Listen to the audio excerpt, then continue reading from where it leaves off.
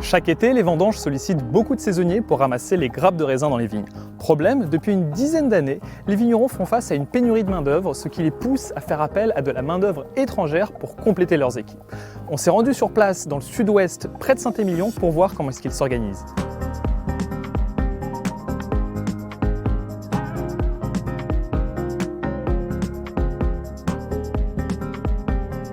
Depuis une bonne dizaine d'années, on a vraiment la problématique de la main-d'œuvre. L'année dernière, c'était encore plus difficile, on a eu des manques, on n'a même pas pu ramasser tout ce qu'il y avait à ramasser.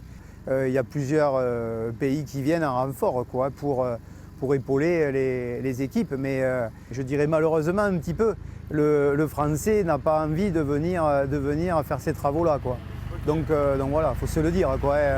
Il vient d'Espagne, il vient du Maroc, du Portugal, il y en a du Portugal aussi, il y en a d'Italie là. Je suis Maria, je suis portugaise. Je fais la vendage, maintenant je fais le crémant. Ok. C'est bon, tout se passe bien. Moi j'ai entendu parler par rapport à ma famille, quand on avait déjà fait. Il m'avait dit ça fait mal au dos, mais l'ambiance c'est bonne. Et après j'ai vu l'annonce sur Facebook et je me suis dit on va tester, let's go. Lever environ vers 5h30. On va dire, pour partir vers 6h du camping, si on est logé au camping. Début du travail à 7h. Et jusqu'à environ, selon les grosses chaleurs ou pas. Ce jour-là, les récoltes se sont terminées à midi à cause de la canicule. La température a dépassé les 40 degrés. Le manque de main-d'œuvre touche l'ensemble des vignerons français et a parfois été amplifié par des récoltes précoces.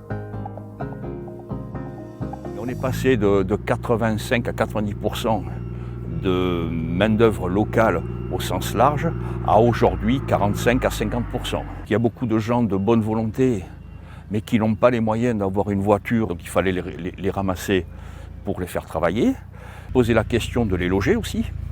Donc on a loué des mobil-homes dans un camping. On a acheté des véhicules pour les transporter, pour aujourd'hui combler la différence des 85-90% à 40%. Et dans notre société, ça représente 250 à 300 personnes que l'on fait venir de divers horizons. Vous avez des Roumains, vous avez quelques Maghrébins, vous avez des Français, vous avez de tout. Voilà. Pour les vendanges, les gens qui sont au chômage peuvent garder leur chômage et continuer à travailler, ce qui peut être intéressant. Après, de notre côté, on pourrait les rendre un petit peu plus attrayantes en favorisant à ce que les étudiants puissent venir.